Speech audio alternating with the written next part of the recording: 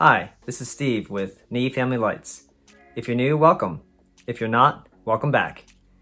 In today's video, I'll be testing 12-volt resistor-based pixels. I just got these from a friend who ordered them this year, and we'll check them out. We'll see how much power they use at 100% brightness, and take 10% steps all the way down to 0, and see how much power they use when they're off, and then we'll briefly compare them to 12-volt regulated pixels. If you find this video useful, click that like and subscribe button so you don't miss any of my future content. Now let's get right to it.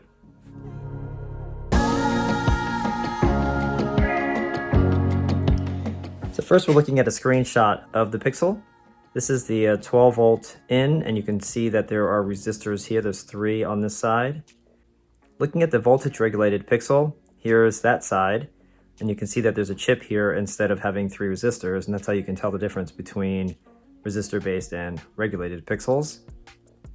Here is the back of that resistor-based pixel, and as you can see, it looks very similar to the back of the regulated pixel.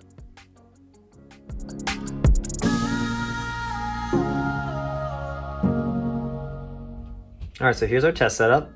I've got the Falcon F16 here, and we'll be using this first output and power supply at 12 volts.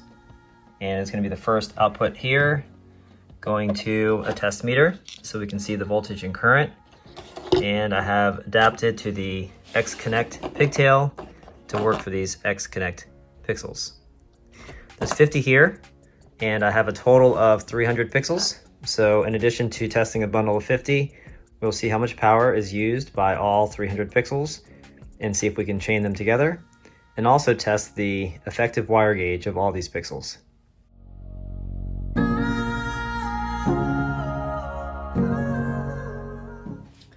Okay, so they're all off, and we'll start with 100% brightness on all white.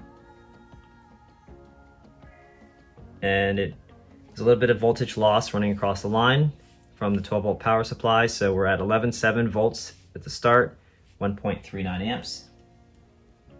90%, we're at 1.26 amps. Moving to 80%, 1.13 amps. Moving to 70%, 0.99 amps. Moving to 60%, 0.85 amps. Moving to 50%, 0.71 amps. And as the amp draw drops, the loss across the pigtail wire is less, so the voltage is increasing. At 40%, 0.575 amps, oscillating between the two numbers there. 30%, 0.43 amps. 20%, big drop noticeably to my eye, 0.28% or 0.28 amps. Down to 10%. We're at 0.13 amps. And on off, as we saw before, drawing 0.06 amps for the 50.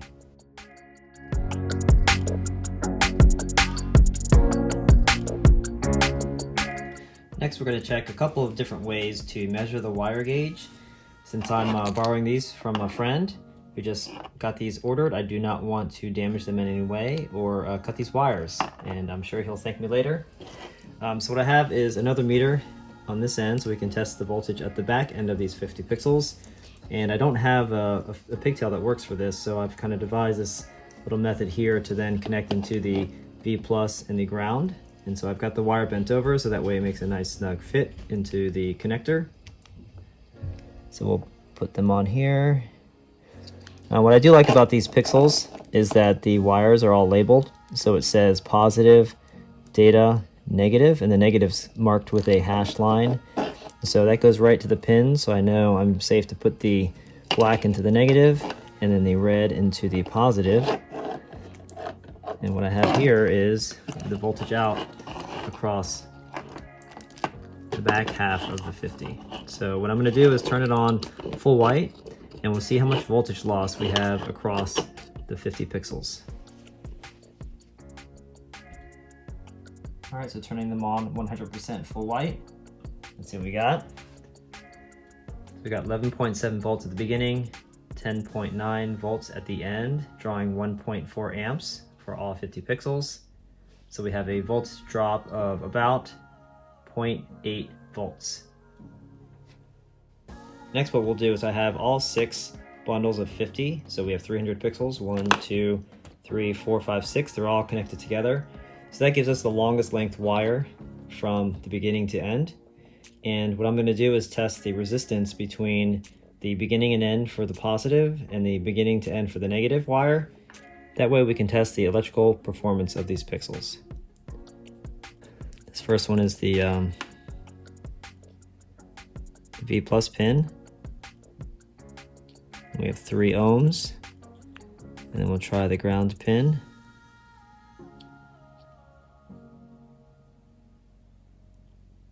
We also have 3 ohms, 2.9 ohms. So 3 ohms is the internal resistance across 300 pixels. Now that we've collected all this data, let's take a look at how we can calculate the effective electrical wire performance using these 2 methods. So for the first method, we have the 50 pixels at 100% brightness. I've noted here 11.7 volts at the beginning, 10.9 at the end. We have 1.41 amps at the beginning, and a total drop of 0.8 volts or 6.8%. So let's switch over to the browser and take a look at the Spiker Lights power calculator. So I have here in the pixel details, 50 pixels, 12 volts. I've calculated 0.33 watts per pixel. These are 4-inch spaced, 100% brightness, and selected 25 gauge wire as the pixel wire set to see how well that matches up. For the power details, 18 gauge wire, which is the pigtails. I'm using 5 feet here as a representative to cover all the links going to those first set of pixels. Now if we scroll down, we can see the voltage drop here in the injection wire. The injection wire is showing 1.375 amps, which is very close to what we saw at 1.41. And if we look at the voltage drop here, scrolling down, we have a percentage of about 6.7, maybe 6.8%, which is very close to what we observed in our testing. And that effective selected pixel wire is 25 gauge. Now for the second method for calculating effective electrical performance, we did a resistance test across 300 pixels. And I'm using this website, this engineering toolbox. And with our 3 ohms running across 300 pixels, we have effectively 102 feet of wire because of the end pigtails that you need to account for. There are 4 inches each, so that's 306 times 4 divided by 12 for number of feet of wire. For this calculator, you need to provide the resistance in ohms per 1,000 feet. So to go from 102 feet up to 1,000 feet, we have to scale up by 9.8. So that gets us to 44.6 ohms per 1,000 feet of this wiring going through all the pixels. Let's switch back over to the browser, and I have that website here. So if you scroll down, there's this large table, and this is assuming that you're working with pure copper wiring here. So the electrical resistance in ohms per 1,000 feet at 77 degree Fahrenheit or 25 degrees centigrade. If we scroll down and get to about into the 40s, so here is 41.6, which is probably the closest resistance to match with our measurement. We are looking at an effective electrical gauge of 26. So if you're using these pixels, again, it may not represent the actual physical dimensions, but going through all the pixels and all the wiring, it's effectively 26 if you're doing power calculations. Next, we'll run all 300 pixels that I have, and we'll see how they do.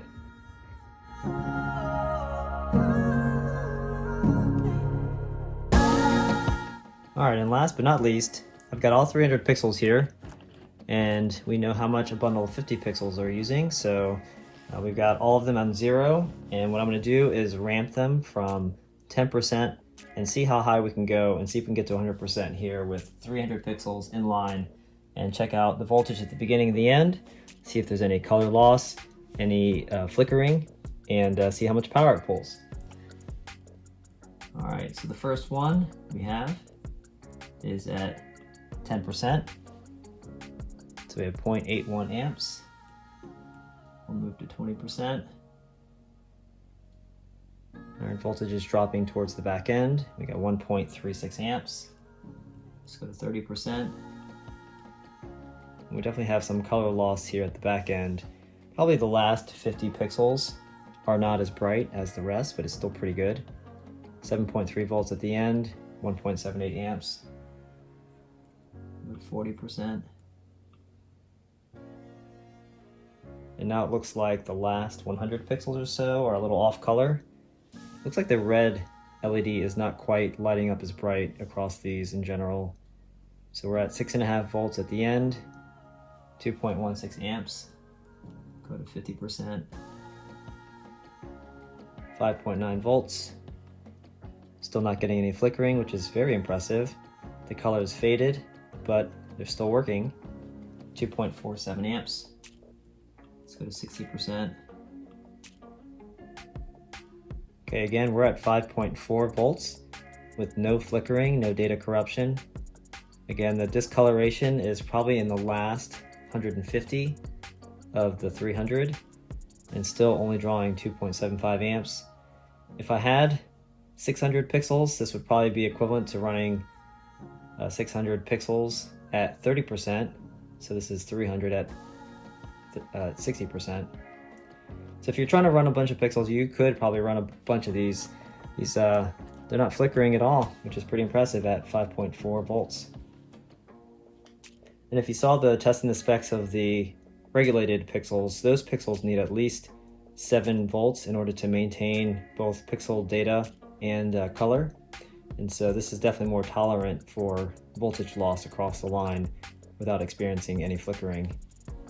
Let's go ahead and move it up to 70%. Okay, we're at 5 volts at the end, 2.99 amps. Let's go up to 80%. 4.6 volts at the end. They're still not flickering. 11.3 volts at the beginning, 3.21 amps. At this point, I'd say 150 of the pixels are discolored.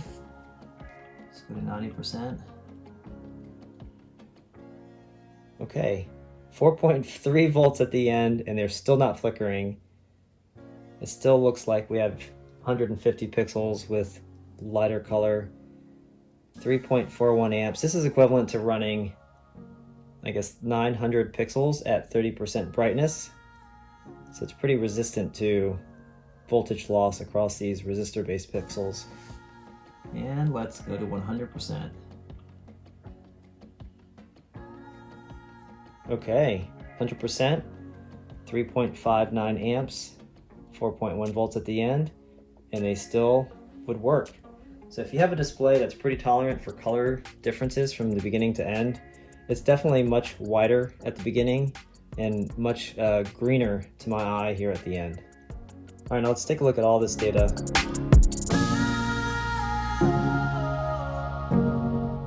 Here we are in Excel, and I've tabulated all the data that we've collected from our testing. And as usual, I have a link to this file in the description so you can download it and take a look at it. This first area shows the 50 pixels running from 100% brightness down to 0.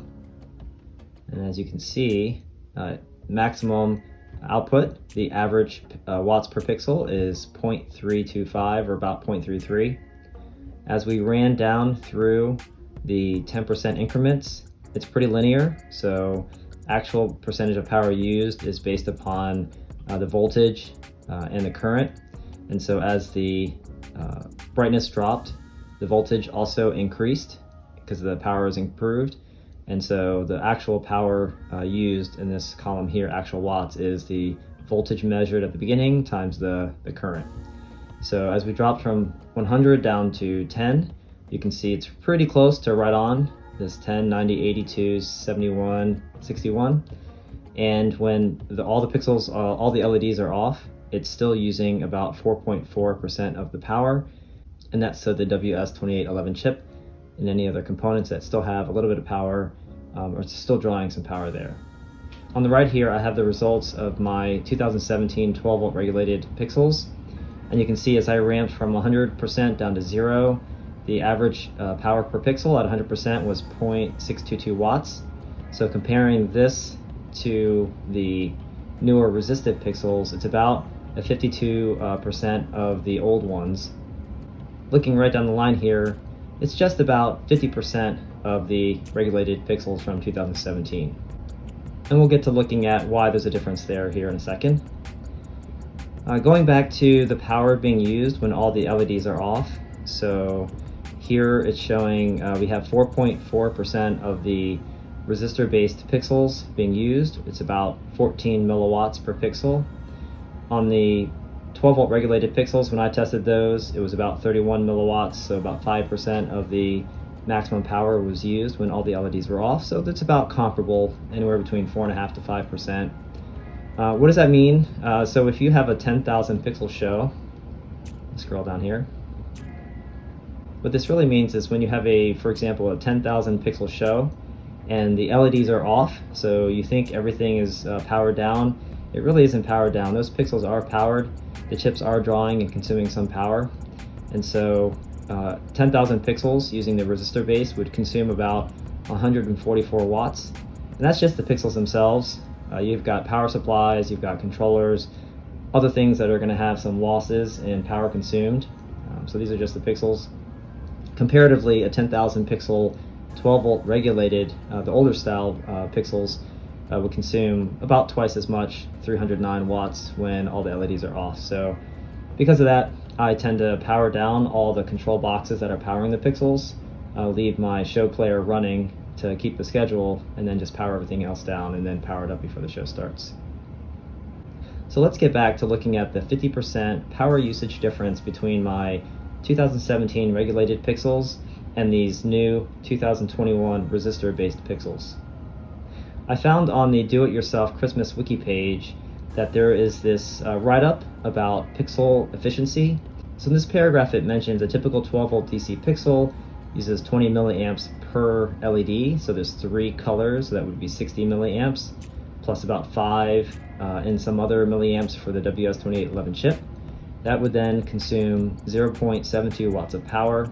And since the human eye can't really detect the difference between these higher output brightnesses, manufacturers are able to lower the current through these LEDs, so that way 12 volt pixels that are running at 10 milliamps per LED, or half the power than the 20 milliamp LEDs, can also drop the power consumption in half to 0.36 watts without having any kind of reduction in what your eye would see noticeably. Here's a table that's also on that wiki page, and it shows here for the 12 volt pixels 20 milliamp per color, 0.72 watts per pixel, and likewise with the 10 milliamp per color LEDs, that consumes 0.3 watts per pixel, which is about half the power. Comparing my results of testing to this wiki, my 2017 regulated pixels appear to be using the previous higher current 20 milliamp per LED output. Newer pixels, which include these resistor-based pixels, and may include newer regulated pixels, have implemented the 10 milliamp lower power, hence more efficient LEDs. This is good for being able to power more pixels per output and power supply.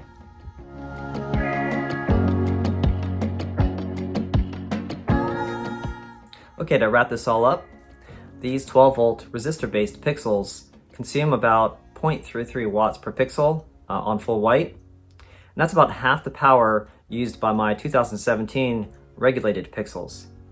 Now looking into all this, we did discover that the newer pixels are using 10 milliamps per color, higher efficiency, lower power, whereas my older pixels are using 20 milliamps per color, higher power, higher output per pixel. Now the difference between the two is not noticeable when you're running your show, especially when you're dropping down to 30 to 40% output brightness. In testing the effective electrical wire gauge, these pixels came out about 25 gauge, and so did my 2017 regulated pixels. The color quality of these pixels started to degrade once you got below 7 volts. Same thing with my regulated pixels. However, the data quality was much better, having no flickering all the way down to 4.1 volts. So you can run a lot more of these pixels without having to worry about any kind of data integrity issues or flickering. So I'd conclude that if I were to buy pixels nowadays, I probably would just get these 12 volt resistor based pixels. They cost less per pixel, and at the same time you can power many more of them without having to worry about any kind of data integrity issues. And if you feel like you really want to work the power balancing, you can always add those wires. You do the same thing whether it's the resistive pixels or the regulated pixels. If you made it this far, thanks for watching, and we'll see you next time. In our next video, I'm going to see if we can do some other comparison between these two types of pixels. We'll see ya.